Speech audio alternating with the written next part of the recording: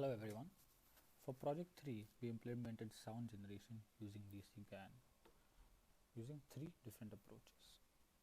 Each approach is explained in a separate interactive Python file present in our GitHub repo.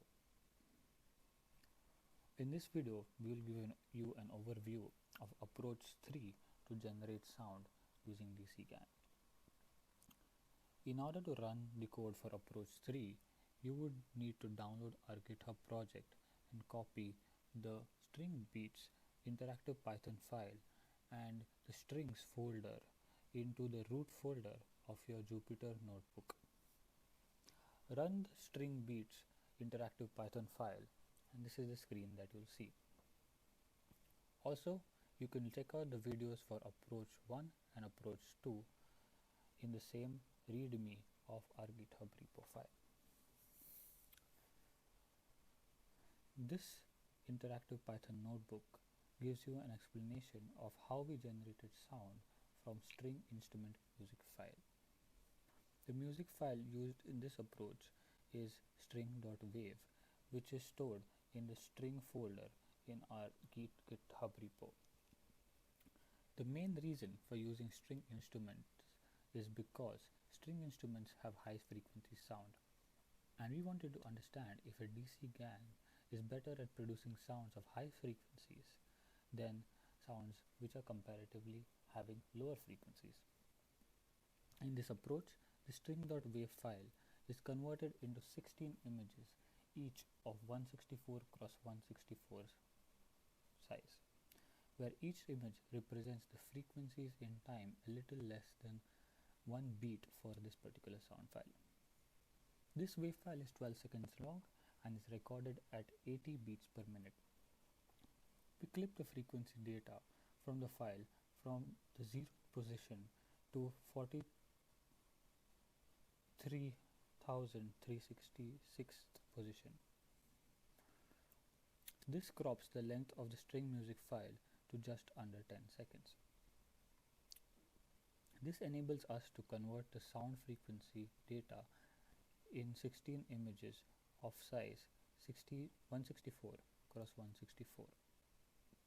The following process describes the way in which the string.wave file is converted into grayscale images. These grayscale images are then trained on a DCGAN, which also produces grayscale images. The images generated by the generator are then reconstructed back into sound files. The process of training the DCGAN is run through a separate Python program present in the sound DCGAN folder in our GitHub repo. This notebook will explain the steps to follow to train the DCGAN outside this Python notebook. However, for the purpose of this video, I will not be going through the training process. I will show you where the instructions are given to train the DCGAN on your own sound images. Now let's go through the code. Here we are importing the necessary packages. This part of the code contains certain functions such as bandpass filter, button bandpass, etc., which filters the data frequency into a low threshold and a high threshold. Other functions include converting the image data received from the sound file into a spectrogram, a function to invert the spectrogram, and a function to alternate invert spectrogram.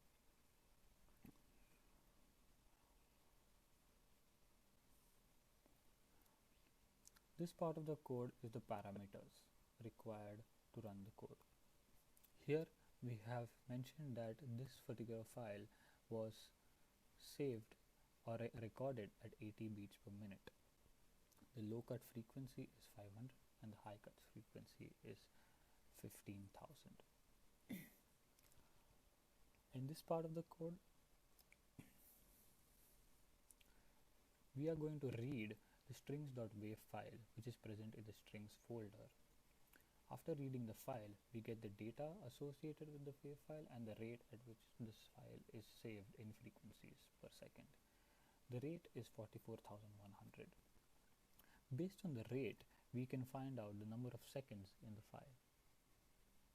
Then we pass this data through a band pass filter to limit the low and the high frequencies of the sound in the file. As we only need a short clip for our training, we first clip the sound data into 10 seconds, which includes 4,41,000 data points. After we clip the sound into a 10-second clip, the sound is extracted for its frequency data using the following code. If we run this part, we see that the number of seconds in the file is 12 seconds. After clipping, we clip it to 10 seconds. Now we have to generate 16 images of size 164 cross 164 from this 10 seconds worth of frequency data. In order to do this, we further clip the frequency data, which is of the size 4,41,000 data points, into a clip size of 1 to 4,30,336 frequency data points. Then we find the minimum and maximum of the frequency data.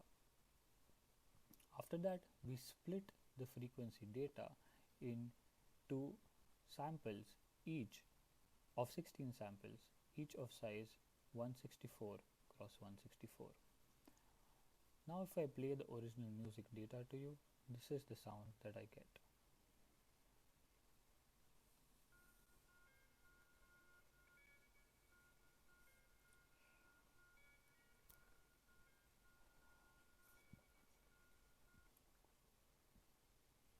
Now each of these samples has to be saved into an image of size 164 cross 164. In this part of the code, we are taking each sample and saving each sample into an image of grayscale type. Here is an example audio of the first sample that we have converted into a grayscale image. All the grayscale images are stored in the strings folder with a name gray plus the number of the sample. This part of the code explains how to train the DCGAN on the images generated from the sample. In this case, we have 16 images. If you would like to train, you can go through these steps. For the purpose of our video, I'll not be going through the steps of how to train. In order to train, you would first need to save the 16 images that we created from the string beats sound file into TF records. The instructions for creating TF records is also given in this part of the interactive IPython notebook. However, for the purpose of our demo and in order to run the Python notebook, you do not need to train, and it is an optional step as all the outputs of training are stored in the strings folder. Now let's say we have trained our DCGAN on the 16 images which were generated from the sound beats music file, each of size 164 cross 164. We modify the parameters of our grayscale DCGAN, which generates grayscale images, to produce an image of size 160 cross 160, which is approximately equal to 164 cross 164, as the DCGAN can only produce an image of size 160 cross 160.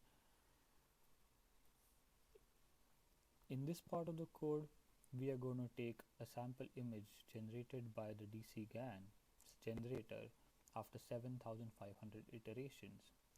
We're going to read the image, unscale the image, and reshape the image into a one-dimensional vector of size 25,600. This one-dimensional vector is then converted into a wave spectrogram by passing the vector through this pretty spectrogram function, and then the data which is recovered sounds something like this.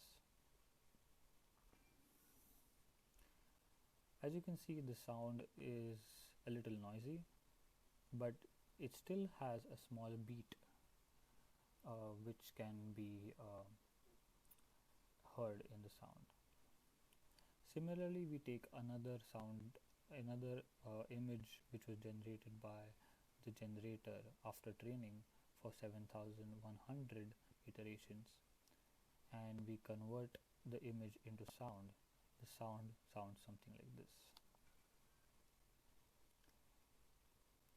If we do it for another image which was trained after 6500 iterations, then we get a sound file which sounds something like this. And let's say we take another image which was generated by the generator after 8500 iterations, we get a sound file after recovering the sound from the image, which sounds something like this. Now we combine all the 4 sounds that we got from the 4 images which were outputted by the generator at various iterations, and this is the sample sound file which was generated by the generator if we concatenate the sounds. As you can see, the sound does have a peculiar characteristic to it. The sound is noisy. It somewhat resembles the original string beats sound file, but is not completely similar to it. We thought as the sound was noisy, it would be better if we tried another way of recovering the sound from the images generated by the generator. One of the ways we tried was training the DCGAN for a longer amount of iterations. We did try to train for above 50,000 iterations. However, the DCGAN overfitted and produced sounds of similar or same nature.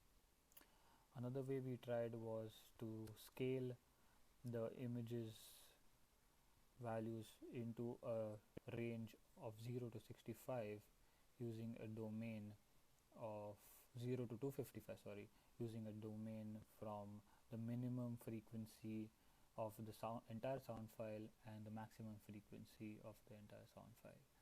And once the images were generated by the generator, we rescaled these images from a domain of 0 to 255 to a range of minimum frequency of the sound file and the maximum frequency of the entire sound file. However, this also did not help in reducing the noise.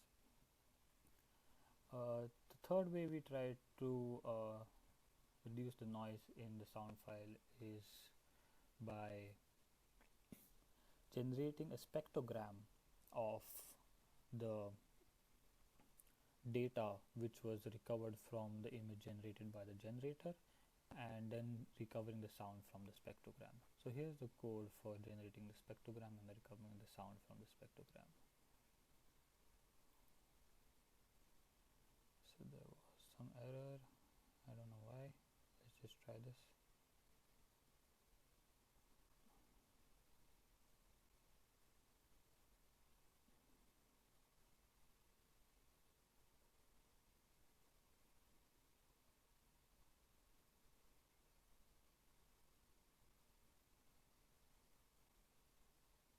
Sorry, I did not run reshaped 1 and reshaped 2.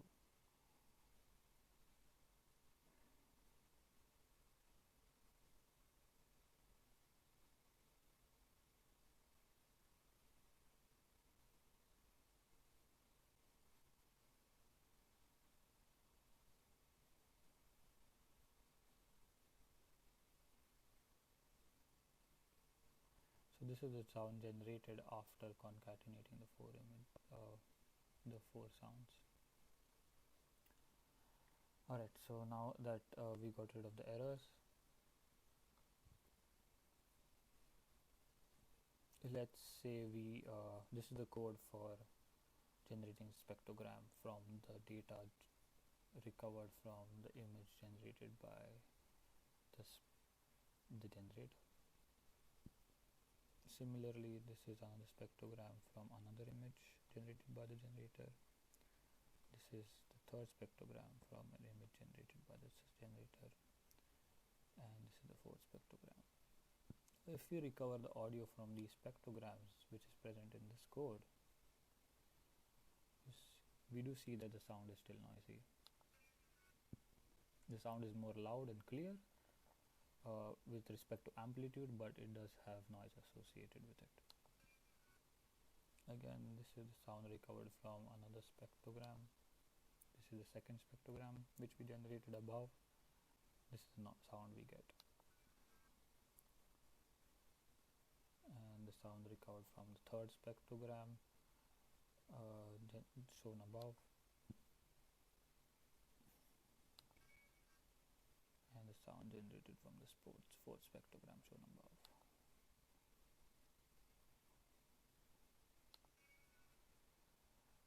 So we can see that the results were kind of encouraging while generating sound for a string type sound file